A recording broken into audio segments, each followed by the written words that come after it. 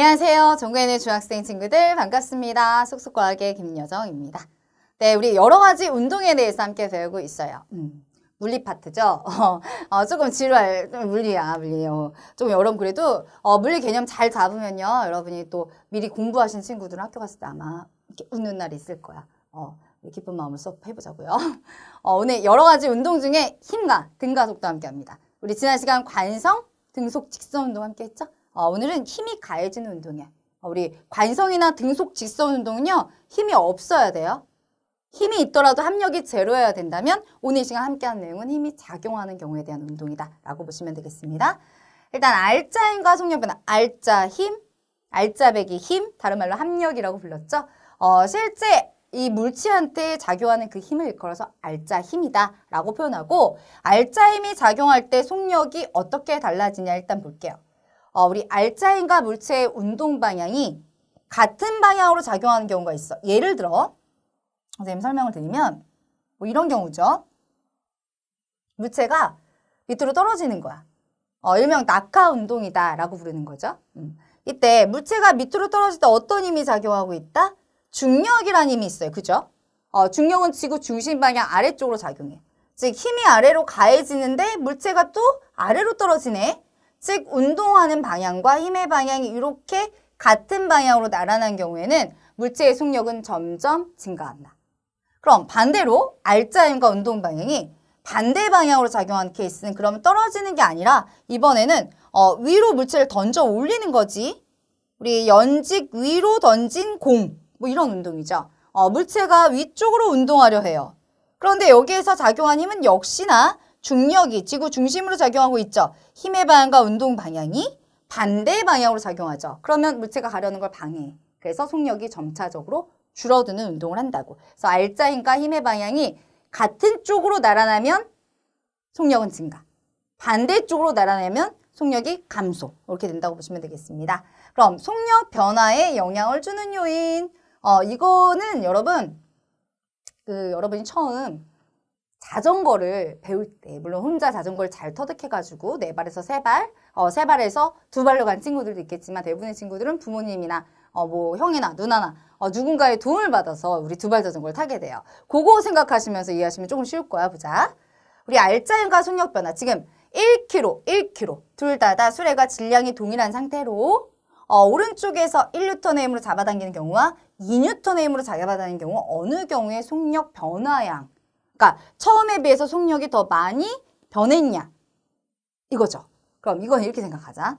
우리 자전거를 타는데 처음에 이제 뒤에서 아빠가 이제 아버지가 잡아주다가 뒤에서 힘으로 밀어주면서 우리가 타게 돼요. 그럴 때 작은 힘으로 밀어줄 때와 큰 힘으로 밀어줄 때 언제 자전거의 속력이 빨라?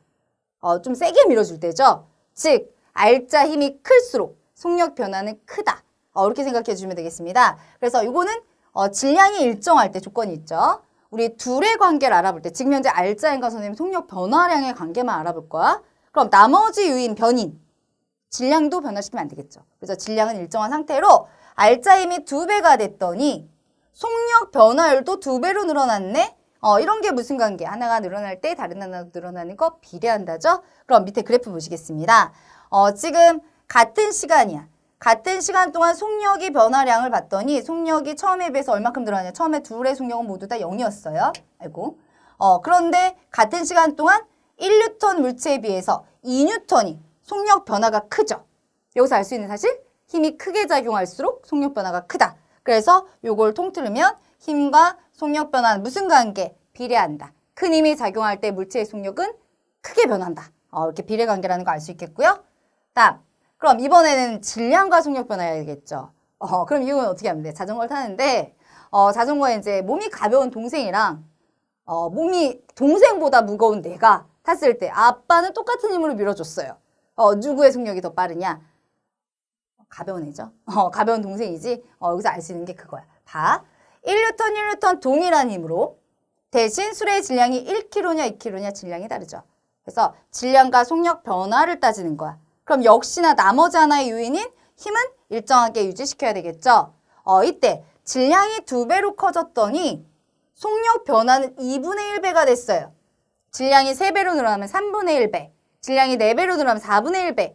이런 관계를 일컬어서 우리가 뭐라 한다? 반비례한다라고 표현하죠. 그럼 그래프로 나타내 보면 같은 시간 동안 지금 1kg의 물체의 속력 변화율이 만약에 0부터 10까지 10이었다면 2kg의 물체는 5까지밖에 안 변해. 즉 질량이 작을수록 속력 변화가 크다. 그럼 이 반비례 그래프는 질량이 작을 때 속력이 크게 변화하고 질량이 클 때 속력이 작게 변하는 이 반비례 그래프를 샥 그려주시면 되겠습니다. 그리고 이걸 비례관계 표시로 나타내 보면 밑에 이 기호가 비례한다는 표시죠. 아까 속력 변화는 알짜임에는 비례였지만 질량에는 반비례예요. 그럼 반비례 표시 어떻게 해줘? 질량 분의 1에 비례한다는 게 무슨 뜻이야? 질량이 커지면, 분모가 커지면 전체 값 작아져. 우리 2분의 1이 있고 3분의 1이 있어요. 분모가 3으로 커지면 오히려 2분의 1이 크죠. 전체 값 작잖아. 즉 질량이 작을 때 속력 변화는 크고 이게 바로 반비례를 나타내는 거야. 그러면 우리 통틀어서 결론을 내보면 물체의 속력 변화량은 일단 알짜 힘은 크게 작용할 때 힘이 클수록 자전거 속력이 빨라요. 무슨 관계? 비례하고 반면에 가벼운 사람이 타야지만 자전거의 속력이 빨라지죠. 그래서 질량은 작을 때 반비례, 즉 속력 변화량은 질량분의 힘 또는 질량분의 알짜 힘에 비례한다. 이렇게 표현해서 하나로 우리가 결론을 내려주시면 되겠고요. 다음, 그럼 속력이 일정하게 변하는 운동, 쉽게 말하면 등가속도 운동입니다. 속력이 증가하거나 감소하는 운동을 말하는데요. 그 운동에 대해서 함께 볼게요. 일단 속력이 일정하게 증가하려면 아까 선생님 잠깐 설명드렸죠. 물체에 작용한 힘의 방향과 물체의 운동 방향이 같은 방향으로 나타날 때 속력이 증가한다. 그럼 시간 기록계와 다중섬광 사진으로 표현해 보면 아까 물체가 낙하하는 낙하 운동처럼 밑으로 내려갈수록 속력이 점점 빨라집니다. 바닥에서 속력은 최대가 돼요. 그럼 같은 시간 동안 점을 찍는 게 시간 기록계. 같은 시간 간격으로 빛을 쬐서 사진을 찍는 게 다중섬광 사진. 속력이 빨라진다면 점과 점 사이 간격, 물체와 물체 사이의 간격은 넓어지겠죠. 같은 시간 동안 하는 거니까. 그래서 여기서 보시다시피 시간 기록계는 물체의 운동 방향 바로 밑에 있는 화살촉이 시작점이야. 첫 점. 여기서 스타트해가지고 이렇게 찍혀서 나가기 때문에 운동 방향의 반대쪽으로 점을 찍히는데 점과 점 사이의 지금 간격이 어떻게 돼요? 점차적으로 넓어지고 있어. 어차피 점을 찍는 시간 간격은 동일한데 이동 거리가 넓어졌어요. 속력이 빨라진 거죠. 다음, 우리 다중섬광 사진도 같은 시간 간격으로 사진을 찍었는데 물체와 물체 사이의 간격이 넓어진다는 건 속력이 증가하는 경우다. 그럼 밑에 보실게요. 그래프, 시간 속력 그래프예요. 처음에 비해서 속력이 점차적으로 늘어나는 게 바로 속력이 일정하게 증가하는 경우고요. 이때 역시 시간이 나고 속력이 빠진 게 이동거리지. 물체에서 이동거리를 물어본다고요. 그러면 만약에 선생님 문제를 내려볼게요. 5초 동안 속력이 점점 늘어나가지고 10m/s까지 갔어요. 이때 5초 동안의 이동거리를 구해보자라고 문제가 나왔단 말이야. 그러면 이동거리 거속시 속력 곱하기 시간으로 구하면 되겠네. 속력 10에 시간 5, 50m다 라고 하면 무조건 틀려요. 왜냐 얘는 속력이 계속 변하거든. 그래서 선생님 뭐라고 했죠? 시간 속력 그래프가 주어지면 그래프 아랫부분의 넓이를 구하면 된다. 여기 그래프 아랫부분은 지금 현재 삼각형이죠. 삼각형의 넓이는 2분의 1 곱하기 아랫변 5 곱하기 높이 10 계산하면요. 25m네. 아까 예상한 50m 아니지? 그래서 시간 속력 그래프에서는 그래프 아랫부분의 면적을 구해주시면 되겠습니다. 그럼 힘의 작용과 우리 일단 속력이 일정하게 늘어나기 위한 조건이 있어요. 우리 등속 직선 운동은 힘이 없어야 된다면 등가속도 운동은 반드시 일정한 크기에 처음부터 끝까지 변하지 않는 일정한 크기의 알짜 힘이 운동 방향에 같은 쪽으로 작용하는 거야. 즉 지금 공이 떨어지고 있어. 여기에 작용한 힘은 오로지 중력이다.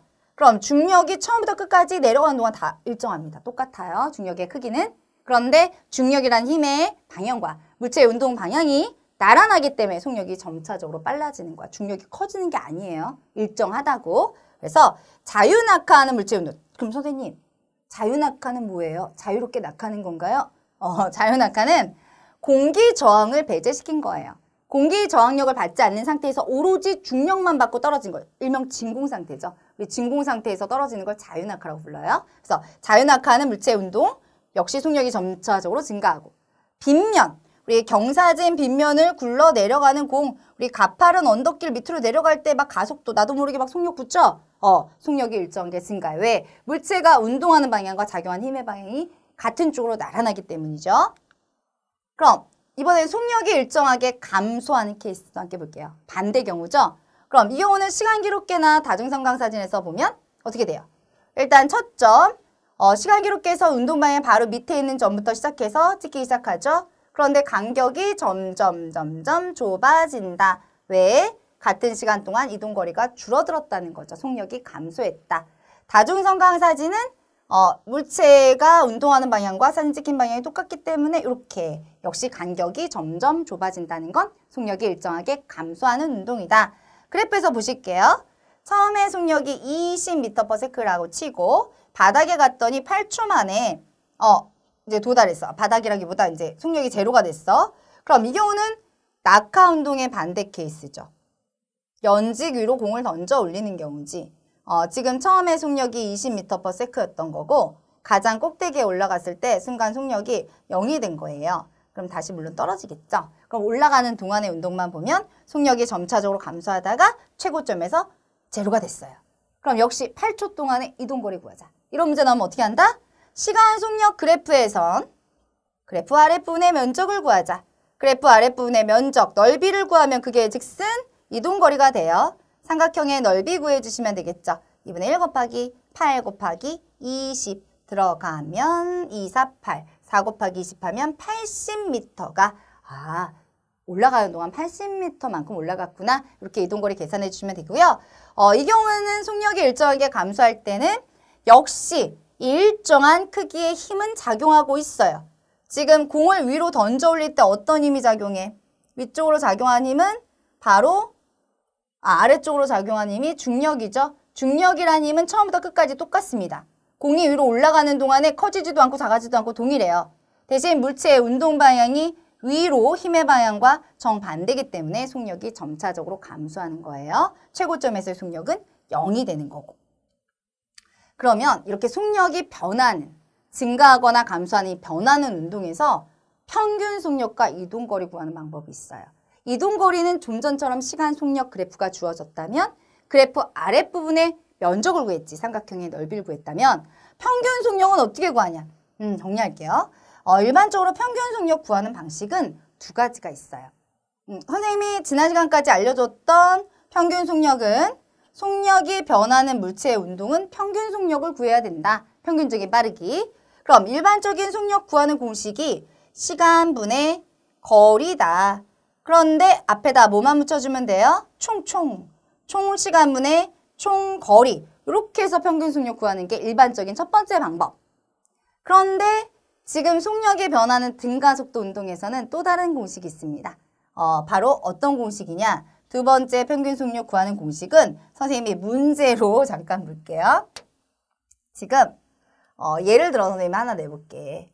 시간에 따른 속력 변화가 나오는데 속력이 일정하게 증가했다고. 그래서 물체의 속력이 가장 높은 최고점의 속력이 5초 만에 20m/s까지 갔어요. 그럼 이때 속력이 계속 변했으니까 평균값을 말해줘야 돼. 그럼 일반적으로 구하는 평균 속력 1번 방법으로 선생님과 함께 구해볼게요. 총시간분의 총거리. 총시간 5초 동안 총거리는 그래프 아랫분의 면적 구하면 된다고 그랬지, 쌤이. 그러면 20 곱하기 10 나누기 2하니까 50m가 나오네. 그럼 5초에 50m 갔으면 10m/s가 나왔어. 이렇게 구해도 상관없어요. 그런데 만약 서술형이나 객관식이나 서술형이나 수행에 나왔다고. 그런데 이 학생이 1번을 계산하는 과정에서 이 면적 구할 때 실수를 했다고요. 그래서 1번 틀렸어. 근데 또 다른 문제 중에 하나가 두 번째 문제가 뭐냐? 이 두 번째, 그러니까 얘는 일단 뭘 구하는? 이동거리 구하는 케이스에서 실수를 했다면 평균 속력도 틀려버려요. 물체에서 보통 그래프를 주어주고 두 가지를 낸다고요. 속력이 증가하거나 감소하는 운동에서 시간 속력 그래프를 주어주고 일단 이동거리를 구해라. 두 번째, 평균 속력을 구해라. 그럼 이동거리 틀린 학생은 평균 속력도 틀려. 두 가지 다 틀려버려. 그런데 이 방법을 하면 훨씬 쉽게 이동거리를 틀리더라도 평균 속력은 맞출 수 있어요. 어떻게? 보자. 0부터 20까지 갔죠. 그럼 이제 우리 극한의 케이스인데 시험을 봤어요. 영어 시험 빵점 맞았어. 수학 시험 20점 맞았네. 평균 몇이야? 0하고 20 더해서 2로 나누죠. 10점이네요. 이렇게 우리가 평균을 내듯이 마찬가지로 처음 속력이 0이고 나중 속력이 20이죠. 그럼 처음과 나중 속력으로 평균을 구하는 거야. 그럼 어떻게? 처음 속력 0, 나중 속력 20, 그걸 몇으로 나누면 돼? 2로 나누면 되죠. 그럼 2분의 20 하면 평균값 10이죠. 딱 중간값이 나오잖아. 10m/s. 그럼 이 경우는 어때요? 이동거리 몰라도 돼요. 즉 처음 속력과 나중 속력 말고 그 중간값으로 평균값을 구하는 방법이기 때문에 훨씬 쉽죠? 그래서 요 방법이야. 두 번째, 우리 등가속도 운동에서의 평균 속력 구하는 방식은 이렇게 구해. 2분의 처음 속력 더하기 나중 속력으로 구하시면 돼요. 처음 속력과 나중 속력을 가지고 평균을 구하는 요거는 근데 오로지 등가속도, 속력이 증가하거나 감소하는 운동에서만. 나머지 경우는 1번식으로 적어주시면 되겠고요. 이 평균 속력을 안다라면 이동거리 어떻게 구하냐? 우리 거리가 속력 곱하기 시간이죠. 속력이 변하는 경우에서는 평균 속력 곱하기 시간을 해줘야 돼.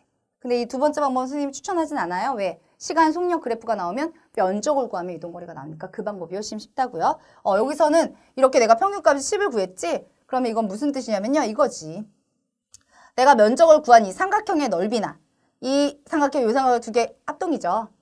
그러니까 요걸 이쪽으로 해서 결국 이 직사각형의 면적을 구하나 그 넓이는 동일해요. 우리 직사각형의 넓이를 구할 때는 평균 속력과 시간을 곱하는 방식이기 때문에 어차피 같은 답이 나온다.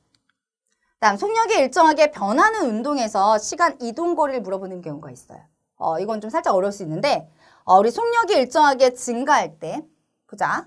속력이 증가할 때는 시간 속력 그래프를 그리면 이렇게 속력이 쭉 올라간다고. 이거를 시간 이동거리 그래프로 바꾸자 이거야. 우리 등속 직선 운동에서 했습니다. 시간 속력 그래프를 시간 이동거리로 바꿔야 되는데 시간 이동거리 그래프에서는 그 그래프의 기울어진 정도가 속력이라고 그랬어요. 지금 속력이 계속 변하고 있다고요. 그럼 기울기를 어떻게 표현해야 되냐? 우리 등가속도 운동의 시간 이동거리 그래프는 곡선이에요. 그럼 여기서 보시다시피 포물선을 띄고 있죠. 그럼 여기에서는 어떻게 해석이 가능하냐? 이렇게 하세요. 이 곡선에 접하는 선 하나를 그어봐. 접선이라고 하죠. 1번 접선. 그 다음 또 시간이 잠시 흘렀을 때 접선을 그어봐. 2번 접선. 그럼 여기서 볼 때 알 수 있는 사실은 곡선에 접하는 접선이 의미하는 게 기울기예요. 즉 기울기가 1번에서 완만하다가 시간이 조금 지났을 때 기울기가 가팔러지죠. 왜? 속력이 증가하는 운동이니까 기울기가 가팔라지게 곡선의 접선이 기울기다라는 거 잊지 마시고 그래서 속력이 증가하는 모양에선 이동거리 그래프가 위로 이렇게 올라가는 포물선 모양을 하고 다음 이번에는 속력이 일정하게 감소하는 케이스가 있겠죠. 그러면 시간 속력 그래프로 바꾸면 속력이 일정하게 줄어들다가 결국 제로가 된다고. 그럼 역시 이 운동의 시간 이동거리 그래프를 바꾸면 시간 이동거리가 나오는데 역시 시간 이동거리 그래프에서 기울기가 속력이라고 그랬죠. 곡선 형태를 띠되 이번에는 이 곡선에 접하는 접선이 점점 완만해지는 케이스의 곡선을 그려주면 되겠죠. 왜? 이 곡선에 접하는 접선이 기울기를 의미하고 지금 속력이 감소하니까 기울기가 완만해지게. 요 내용도 교과서에 나온 교과서가 있기 때문에 잘 정리해 두시고요. 다음 빗면을 굴러 내려오는 공. 속력이 점점 빨라지죠. 우리 자전거를 타거나 아니면 우리가 경사진 곳에서 내려올 때 달리기를 하면서 내려온다든지 하면 굉장히 가속도가 붙는 걸 느껴요. 이 경우는 이 빗면과 나란한 아랫방향으로 일정한 크기의 밑으로 굴러가려는 힘, 이 힘이 작용하고 이 힘과 물체의 운동 방향이 나란하기 때문에 속력이 일정하게 증가한다. 선생님이 알짜 힘의 방향과 운동 방향이 같은 쪽으로 나란하면 속력이 빨라진다고 했고 반대쪽으로 나란하면 느려진다고 했기 때문에 이 경우는 같은 쪽으로 나란한 케이스다라고 보시면 되겠고요. 연직 위로 던진, 연직은 보통 지표면의 수직을 연직이라고 부르죠. 연직 위로 던진 공 같은 경우 올라가는 동안 어때요? 물체의 운동 방향과 아래쪽의 중력, 힘의 방향이 반대이기 때문에 속력이 점점 줄다가 가장 꼭대기 최고점에 가면 속력이 얼마? 제로가 되죠. 그러면 다시 밑으로 내려올 때는 무슨 운동하는 거야? 우리 낙하 운동과 동일하게 힘의 방향과 운동 방향이 나란하기 때문에 속력이 다시 빨라지는. 그럼 올라갔다 내려오는 걸 다 표시를 하면 이렇게 V라인을 그리는 시간 속력 그래프가 될 것이다. 속력이 올라갈 땐 일정하게 감소해요. 최고점에 가선 속력이 제로예요. 내려올 때는 속력이 일정하게 증가하는 운동을 한다 라고 보시면 되겠습니다. 오늘 선생님과 함께 조금 길게 했는데요. 우리 등가속도 운동의 원리에 대해서 함께 했습니다. 반드시 등속 직선 운동과 비교해야 돼요. 등속 직선 운동 힘은 없고 등가속도는 반드시 일정한 극의 힘이 존재해야 된다는 거. 오늘 내용 잠깐 복습하시고요. 우리 다음 시간 강의에서 뵙겠습니다. 오늘 고생 많으셨어요.